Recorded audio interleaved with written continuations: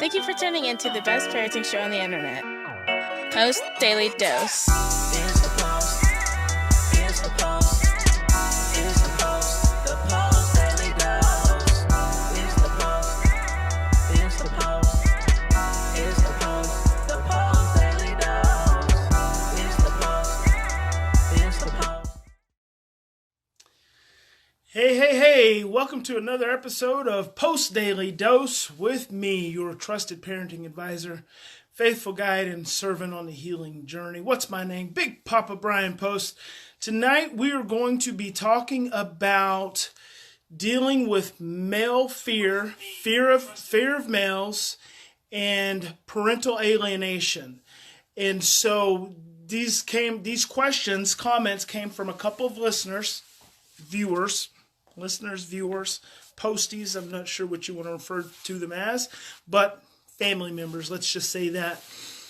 And the first came from Suzanne. She asked how, and I don't have the questions in front of me, so I'm just kind of going off of top of my head. Good evening, Laura, and good evening, Mother.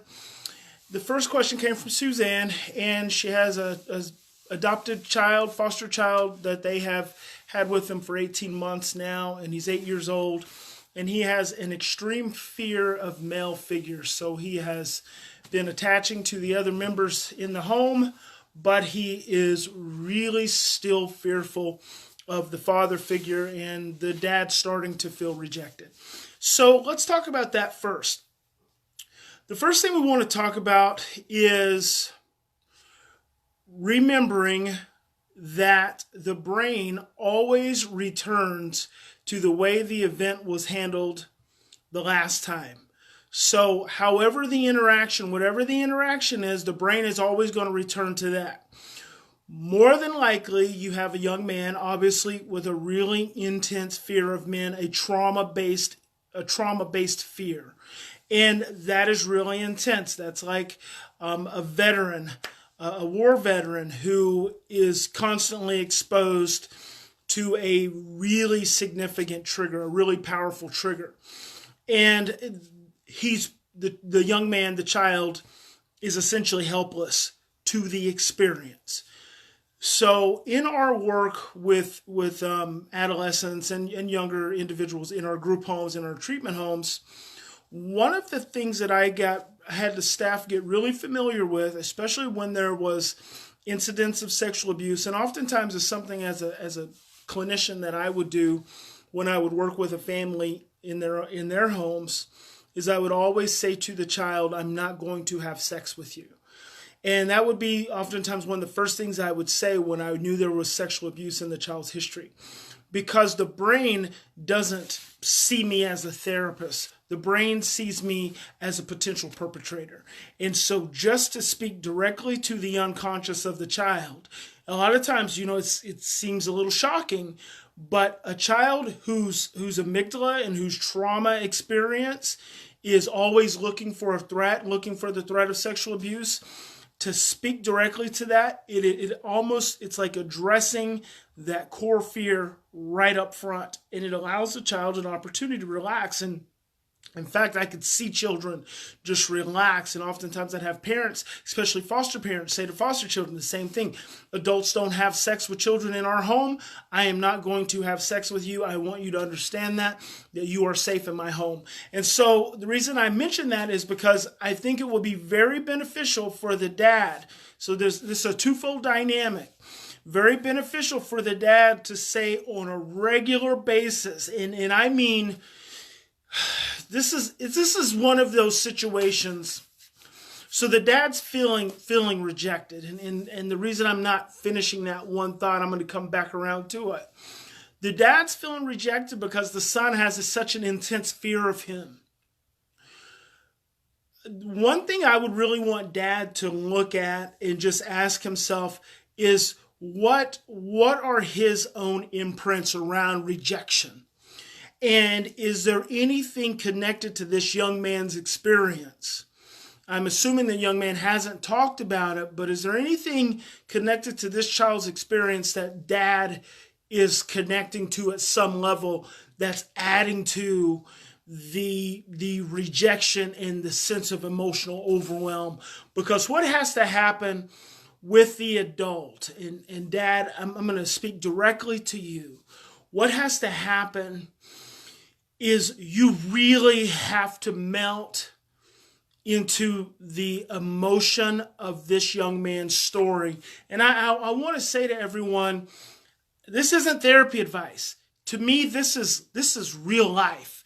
This is parenting, and the most effective therapist that a child ever has is you, the mom and dad. You are the significant regulatory figure.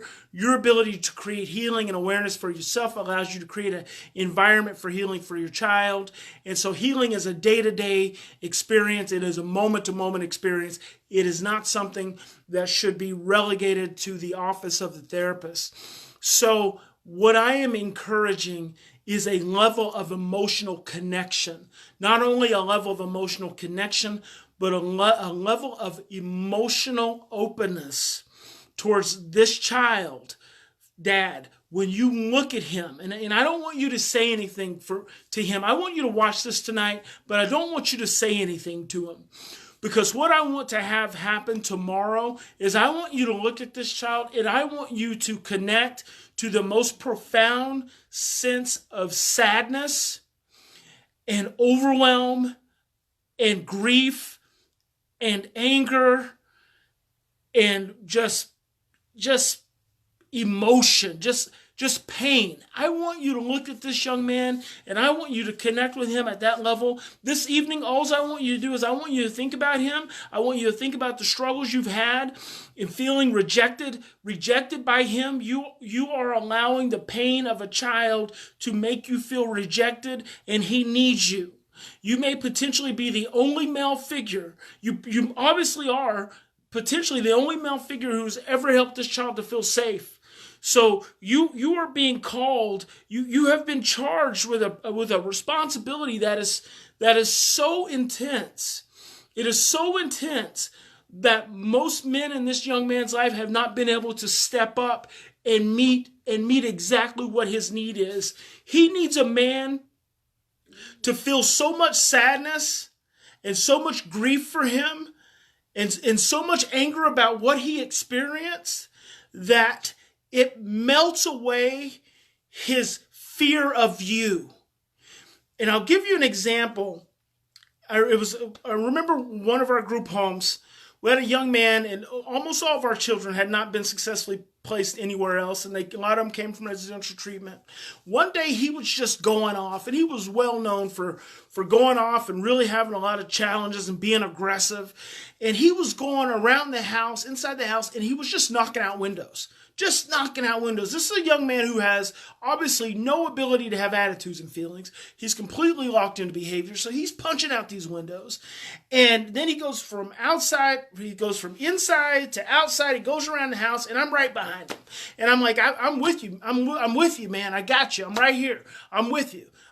And I'm just following him. I'm not trying to stop him from punching out the windows or anything else, because this was probably within weeks of his placement.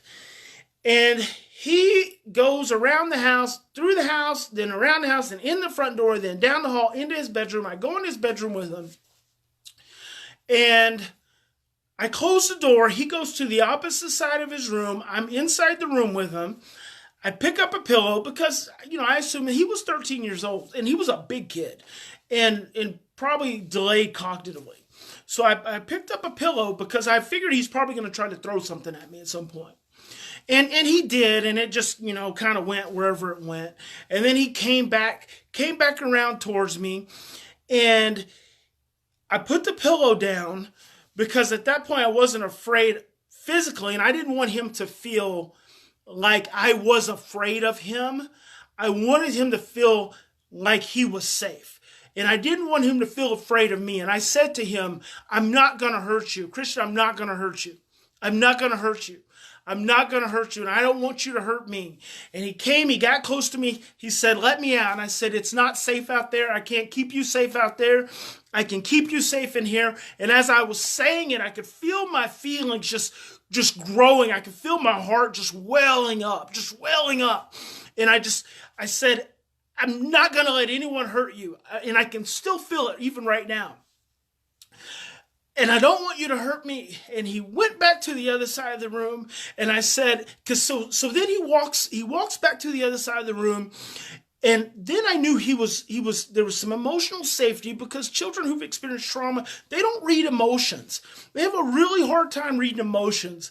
So I was containing the anger part until he went to the other side of the room. And when he got to the other side of the room, I said, I am so angry. I am so angry that you've been hurt before. I'm so angry that you've not ever been able to feel safe. I'm so angry that people have hurt you, and you can't trust, and you can't feel safe. And I just started to cry. And I just got so overwhelmed with the feelings. I literally had my back against the wall, and I just slid down, and I just started boo-hooing. And I don't know, it was minutes. He came over, and so somewhere in there, I got a little scratch on my knee, and it was bleeding. And he went back over to the other side of the room, and he got his hand sanitizer, and he came over, and he started trying to clean the wound on my knee. He was taking care of me. And I just stayed with him. I said, I'm okay, buddy. I said, I just feel so sad that you haven't ever felt safe before. I want you to be able to feel safe. And he sat down next to me. And we just stayed there. I mean, I don't even remember that we talked that much. The experience was that he realized, perhaps for one of the first times, that he could be upset. And number one, an adult wasn't going to hurt him. And number two, that an adult really could feel sad for him and feel remorse and grieve for him. How many of these children have never had an adult, much less a man, grieve for them and show emotion and open up and think about the pain that a child feels? And to think that a child has felt pain for so long that their tears are no longer safe. And to have someone just grieve for them. And that kid melted. He melted. This was a kid who went from being one of the most difficult children to control for everyone else, to like this normal, soft, gentle, loving. I mean, he was just like this mushy little kid, and he was chubby, and he was just mushy. Just from that one experience, he never had another violent act after that in that home. From that one experience, you've got to get behind that intense fear that this young man has, and you've got to be a soldier. You've got to be a soldier that is willing to go in and fight for his pain and fight for his hurt and be more loving and more empathetic and more compassionate than anyone has ever been. When he looks at you, he has to be able to see love and compassion in your eyes, and he's got to hear it in your voice. And that is your task. That is your task until you can call that little boy into your arms and hold him and love him and let him cry with you and for you and tell him you're going to keep him safe. That's your task. But before you can get to that, you've got to reckon with whatever pain you've got that's shielding your heart. See, because I think that's probably what's going on. See, your biological children have made it easy for you because they just love you. You're their dad and they just love you. So there's not been any challenge there. But this foster child, this adopted child, this hurt young man, this traumatized child, well, he's not as readily able to do that. And so he's stirring up all your issues. And in those issues, you're pulling back. And then that's making mom feel sad.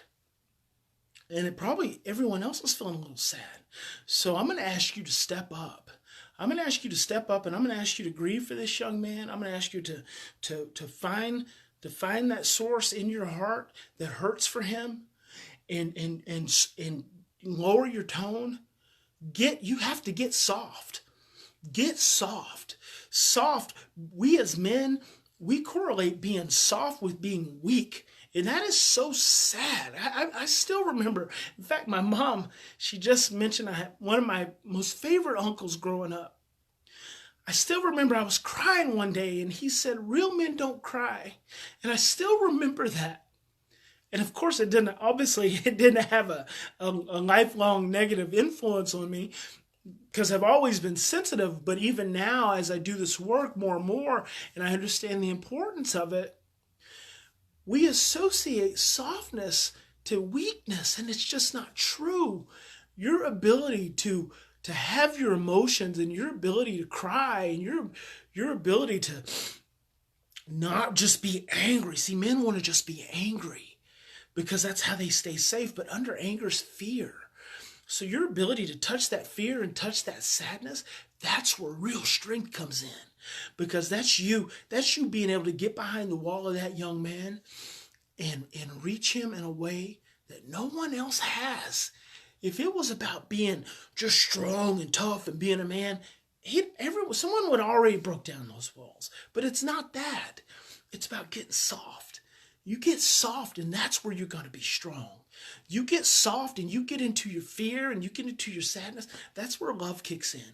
And love is powerful. Love is the most powerful healing force that exists. That's when you're being powerful. That's when you're being strong. And you're being strong for him when you can show him that you can be soft. So I'm going to leave you with that. I want to hear back from you guys.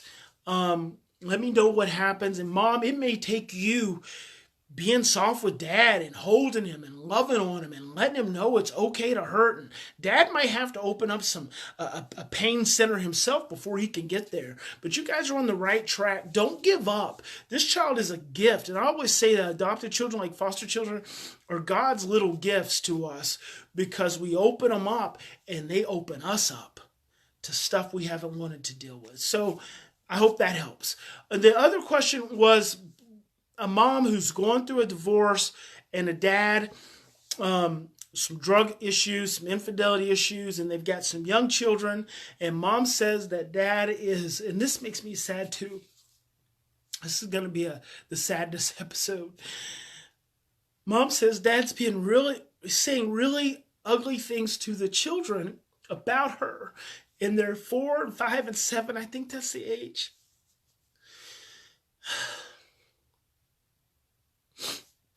And she doesn't want to say mean things about the dad, so she's trying to be mature.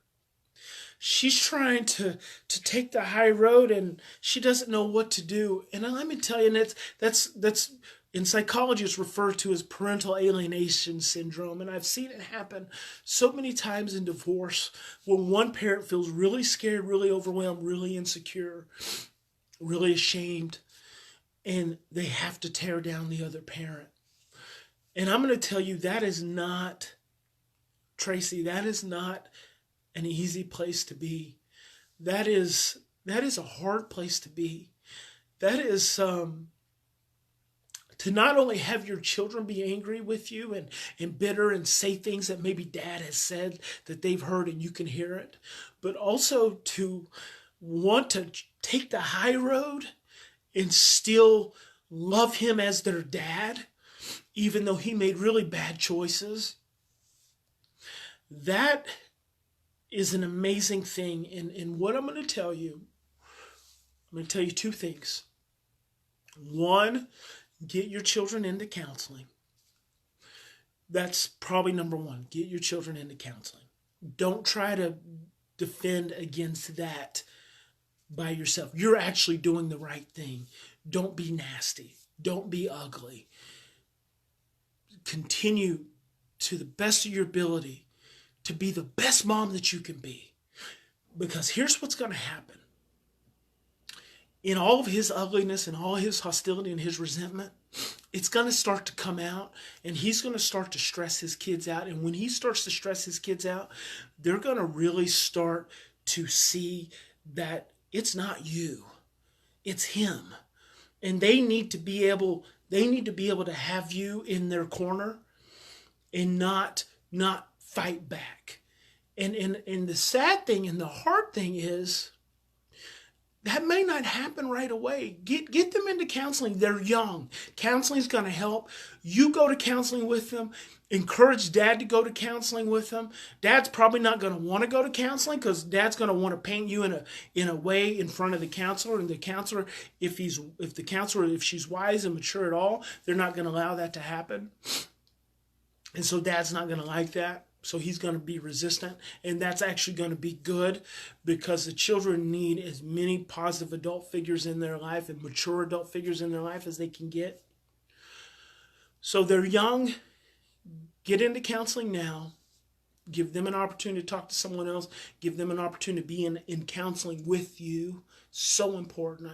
I really believe wholeheartedly in family therapy, not child therapy and play therapy. There's a place for those things, but I really believe in family therapy and the therapist having enough wisdom and discernment to navigate those dynamics. But if it continues, and it may, just remember, parenting is a journey. Parenting is a process. It is not a destination. It is not an outcome. They are your children for the rest of your life. They are your children for the rest of their life. So have faith. Have faith. Find a support source, a support system for you, that you can have someone that you can talk to, that you can have someone that you can talk shit about him, and you can be pissed off about him, and you can be mad, and you can be hurt. Find you an adult in a healthy way that you can blow off to someone. You don't have to hold that in yourself, and that's not what I'm suggesting. I'm suggesting continue to be the bigger person. Have a support system that allows you to vent to someone in a healthy way, not in that insecure, threatened, overwhelmed, shameful way that he's choosing. And in time, your children will come around. Have faith in that and trust that. Trust love, because in time, that's what's going to happen. They're going to come around, and pray for that dad. Continue to pray for him. Just continue to pray that his heart will be covered, and he will be held, and he will be nurtured, and he will find some strength within himself, that he can feel better about himself and grow up and mature. Right now he's stressed and he's acting like a kid, and that's why you guys are probably in the situation you're in. So I hope that helps. I hope that helps all of you. I just want to say, remember, in any situation, we always have two choices. We can continue to react from our same imprints of stress and overwhelm and reactivity, or we can stop, we can slow down, we can take some deep breaths. I always say 3 to 10, but you can take 100 if that's what you need to do. And choose love. God bless each and every one of you. I hope when you lay your heads down tonight, I hope when you lay your bodies down tonight, I hope that the stress just dissipates through your body. That loving vibrations fill you and come down on you, and you wake up in the morning and you're restored and you're refreshed and you feel loved, because you are loved, and you are a lovely person. And God bless you, and have a good night, and we'll see you tomorrow.